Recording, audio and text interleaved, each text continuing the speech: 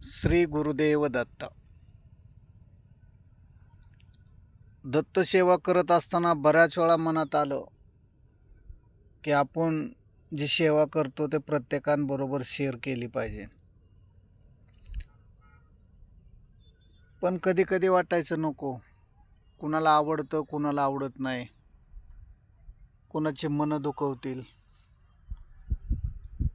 पण मित्रांनो, ज्यावेळेस मी सुरुवात केली दत्त सेवेची ती अशी भयानक होती की आज तो विषय तुमच्याबरोबर मी मांडणारच आहे.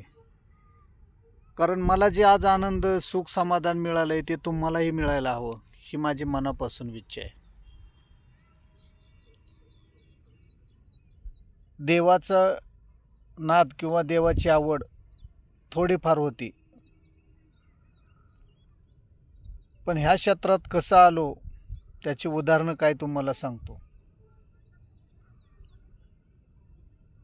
माझे बंधू आणि त्यांचे 4 मित्र, नाही 3 मित्र, असे 4 जण मिळून श्री क्षेत्र गाणगापूर येथे दर्शनाला गेले.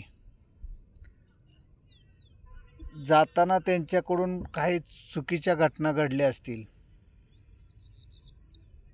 त्यांना त्याचं प्रायश्चित करावंच लागलं.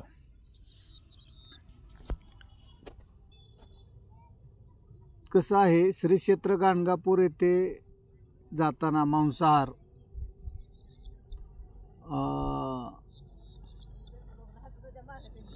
किंवा दारू पिणे कोणताही वाममार्ग चालत नाही. मग हे दर्शन करून येताना त्यांचा ॲक्सिडेंट झाला. ते खड्ड्यात कसे पडले काय यांना सुद्धा ते समजलं नाही. मित्रांनो, पंढरपूर ते असे आसपास हा ॲक्सिडेंट झाला त्यांचा. नंतर त्या दुसऱ्या वर्षी त्याच महिन्यात बरोबर त्या तारखेच्या आसपास ॲक्सिडेंट झाला. सलग दुसरं वर्ष असं घडण्याचं. आणि मला एक फोन आला त्याच्या मित्राचा की अरे तुझ्या भावाचा ॲक्सिडेंट झाला आहे. त्यावेळेस 2 व्हीलरसुद्धा नव्हते माझ्याकडं हॉस्पिटलला जाण्यासाठी. ज्यावेळेस मी घरच्यांना न सांगता एकटाच हॉस्पिटलला गेलो तर मला डॉक्टरांनी विचारलं तुम्ही कोण यांचं, तर म्हणलं मी त्याचा छोटा भाऊ. त्यांनी मला ऑपरेशन थिएटरमध्ये नेलं आणि ती अवस्था दावली. तर मित्रांनो, पायाच्या तळव्याचा पूर्ण खालचा भाग चप्पलच्या टाळ्यासारखा निघाला आणि दोंडशीर तुटलेली. साहजिक आहे, परिस्थिती इतकी गंभीर की माझं बँक अकाउंटसुद्धा नव्हतं. आणि मला तो प्रश्न पडला की हा खर्च कुठून करायचा. ना जमीन ना जमला, ड्रायव्हर आणि 22 माणसाचं कुटुंब, हे सर्व उदरनिर्वाह चालत होता पण बॅलन्स नव्हता. साहजिक आहे, डॉक्टरांना विचारले की डॉक्टर याचा खर्च किती होईल. डॉक्टर म्हणाले 60 ते 70 हजार. मी फक्त आकडंच ऐकलं होतं. 5,000च्या वर माझ्या खिशात कधी पैसेच आले नव्हते.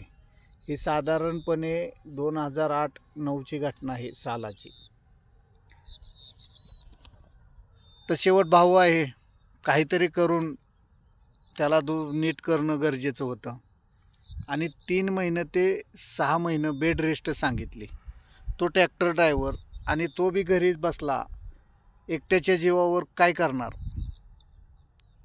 मला असाच एक मित्र म्हणला, अरे तुझा भाऊ श्री क्षेत्र गाणगापूर येथे गेल्यानंतर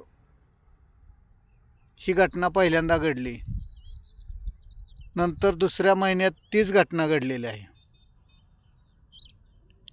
तर मी विचारलं काय करावं लागेल.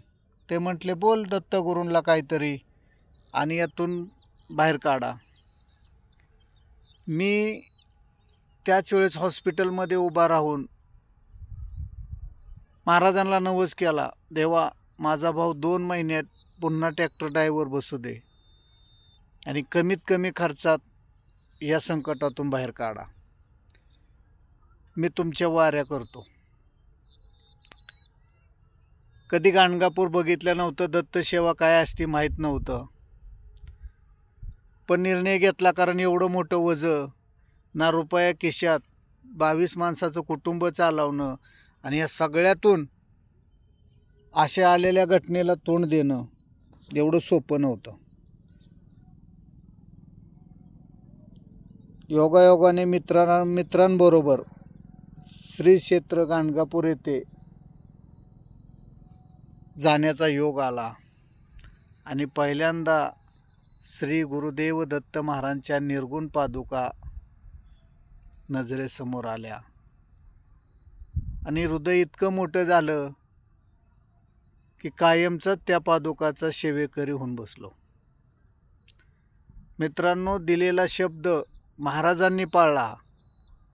2च महिन्यात ट्रॅक्टरवर ड्रायव्हर म्हणून भाव बसला. 20,000 रुपयेमध्येच पूर्ण खर्च हॉस्पिटलचा झाला. डॉक्टरसुद्धा मान्य करायला तयार नाहीत की हे विज्ञानात बसतं. कारण जी जखम झाली त्याचं जे काय आतले जखम झालेले ते पूर्ण मांदळ गायब झालतं, ते पूर्ण मनाने भरून आलं. त्यावेळेस एक निर्णय घेतला होता की घरातलं पूर्ण नॉनव्हेज बंद,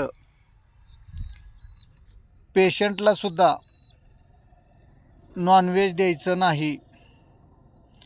पूर्ण घराने नॉनव्हेज हद्दपार केलं.